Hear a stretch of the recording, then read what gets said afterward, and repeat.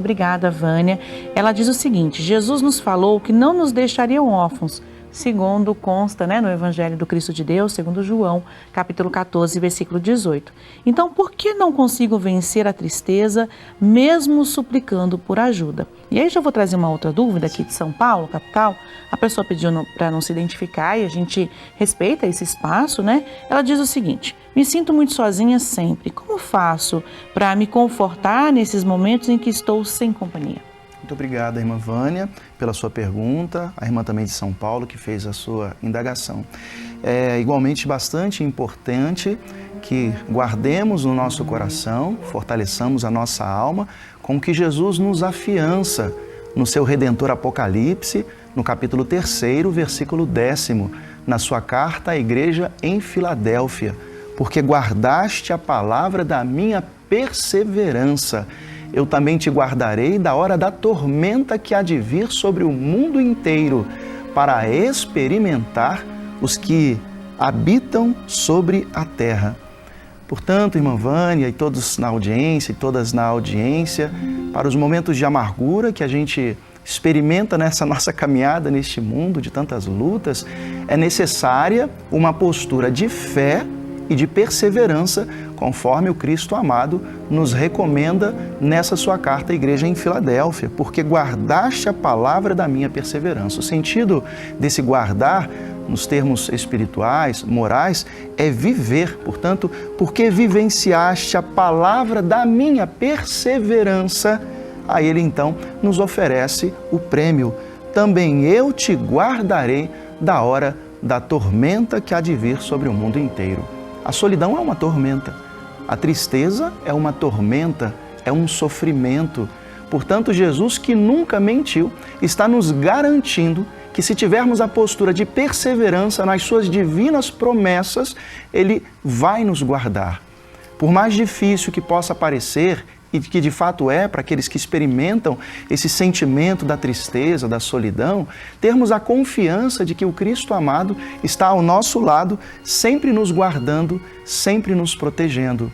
Eu destaco do livro Reflexões da Alma, de autoria do nosso irmão Paiva, querida irmã Vânia, nossa irmã que encaminha a sua pergunta de São Paulo e todos que estão na audiência.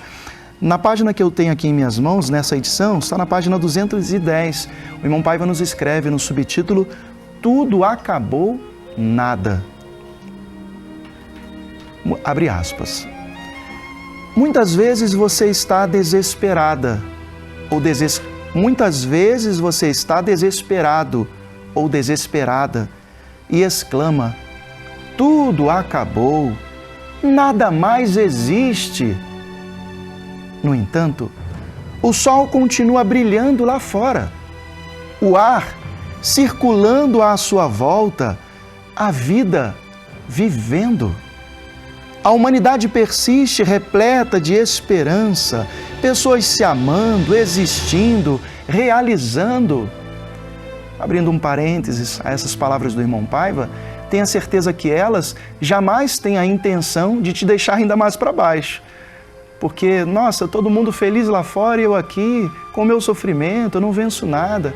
Ou então se entristecendo com a sua própria tristeza por tudo à sua volta está bem e você está mal. Não é essa a intenção. Ele está te oferecendo e oferecendo a todos nós instrumentos para que possamos vencer, inclusive observando as situações à nossa volta que convergem para a nossa vitória. O ar circulando, as pessoas se amando, aprendamos com elas. Por que será que elas estão conseguindo alcançar as superações? Será que não enfrentam desafios? Claro que sim. Talvez maiores ou iguais aos nossos. Mas compartilhar experiências, ouvir, ela está vencendo, então eu também posso vencer. Essa é naturalmente a intenção, a vontade, o esforço da religião divina em lhe oferecer essa reflexão.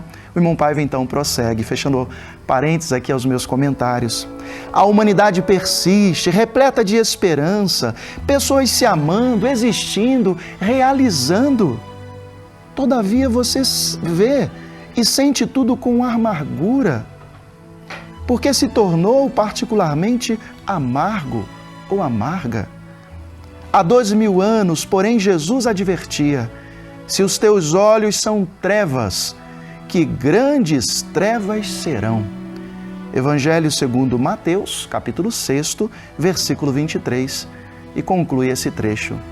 Isto é, quão sombria será a sua sorte.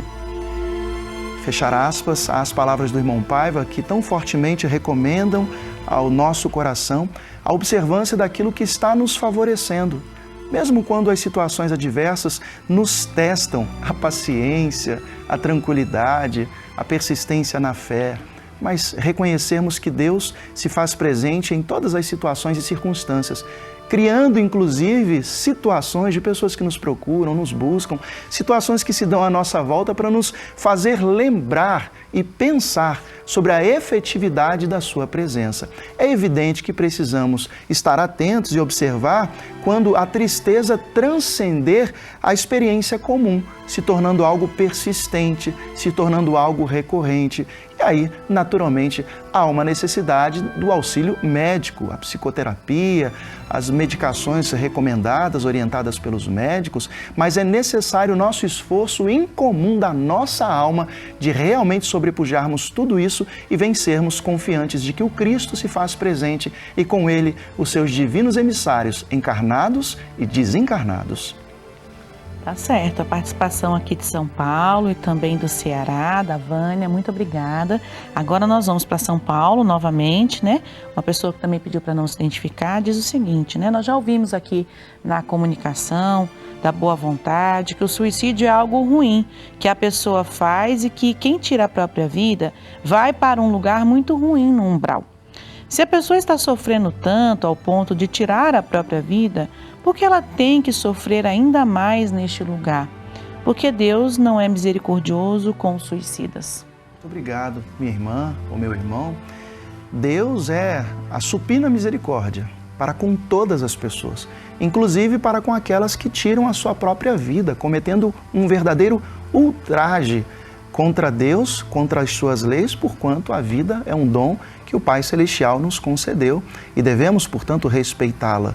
E cada um volta ao mundo espiritual no momento certo, determinado por Deus. Mas Deus é misericórdia e, portanto, age com essa mesma misericórdia, mesmo quando os seus filhos erram. Porque reprimir, porque orientar, porque corrigir, significa também amar. Não é assim que fazem os pais que amam os seus queridos filhos?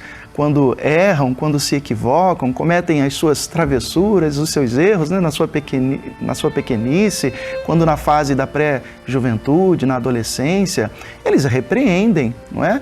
E essa repreensão está em diversos níveis, né, inclusive da conversa, do diálogo, de repreensão para corrigir o que se está errado, mas também muitas vezes de privar o filho ou a filha, né, de jogar um jogo de videogame com os colegas, de assistir uma série, um filme, de sair para brincar com os amigos, portanto, o castigo justamente ali para que o filho possa compreender. Naquele momento é um tormento para o filho, é um sofrimento para a filha se encontrar nessas circunstâncias, mas também uma oportunidade para que ele possa repensar os seus erros e passar, a partir daí, a se corrigir.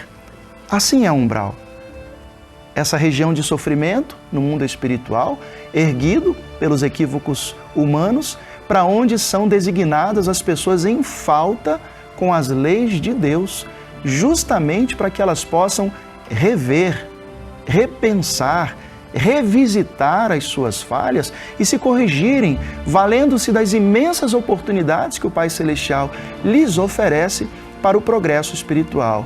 O presidente pregador da religião do terceiro milênio sempre nos lembra que é muito mais generosa a existência do umbral do que a ideia de um inferno eterno, porque neste primeiro, no umbral, há a oportunidade da remissão, no segundo, não há.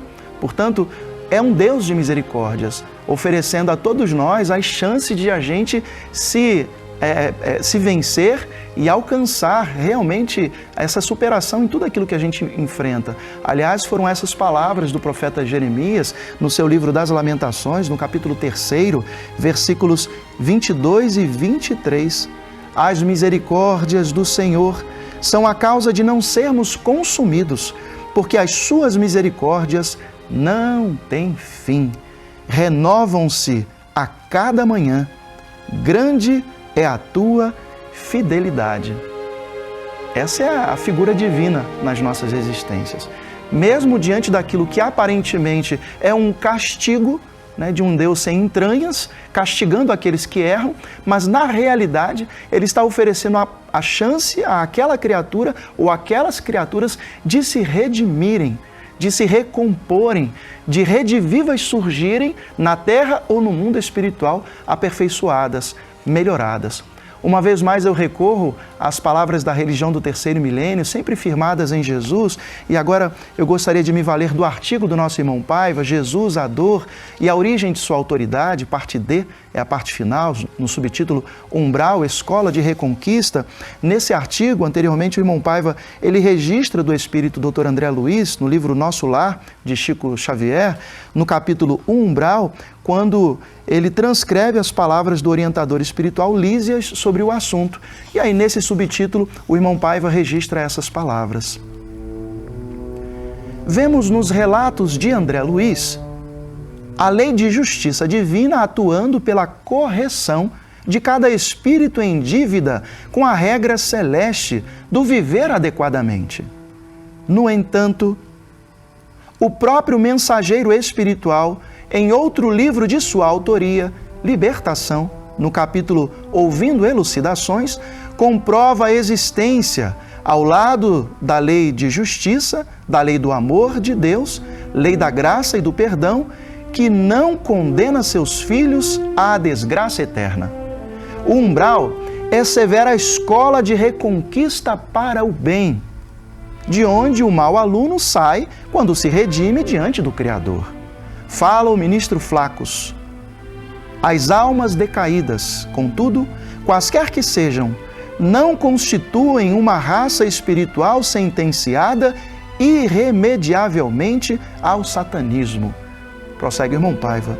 Perante essas palavras do ministro, fica clara a revelação do nobre espírito Dr. Bezerra de Menezes, quando define, por intermédio da psicografia do sensitivo da religião de Deus, do Cristo e do Espírito Santo, Chico Perioto, abrir aspas, o umbral também é caridade. Fechar aspas, e o líder da religião divina conclui, para os que necessitam elevar-se na passagem para o reino celestial. Aí está, querida irmã, querido irmão, mesmo as regiões umbralinas, ali está manifesta a misericórdia de Deus, estendendo com as suas próprias mãos o resgate de muitos, porque Ele quer a salvação de todas as criaturas. Mas é necessário a corrigenda, repetimos, é necessário a correção para que as pessoas possam realmente compreender os seus erros e não mais fraquejar naquilo que são limitações suas. Que possamos compreendê-las e apelar para Deus para que possamos nessa vida superar e jamais se utilizar do mecanismo do suicídio, que é uma agressão contra a lei de Deus e não vai resolver os nossos problemas, pelo contrário, vai somar os nossos desafios de agora a outros tantos que surgirão quando despertarmos do outro lado da vida, porque a vida prossegue. Irmão João Carlos, quero agradecer a participação do senhor em nome da religião de Deus, do Cristo e do Espírito Santo, esclarecendo as dúvidas de hoje. E lembrar que a religião divina tem um trabalho gigantesco de salvar vidas, né?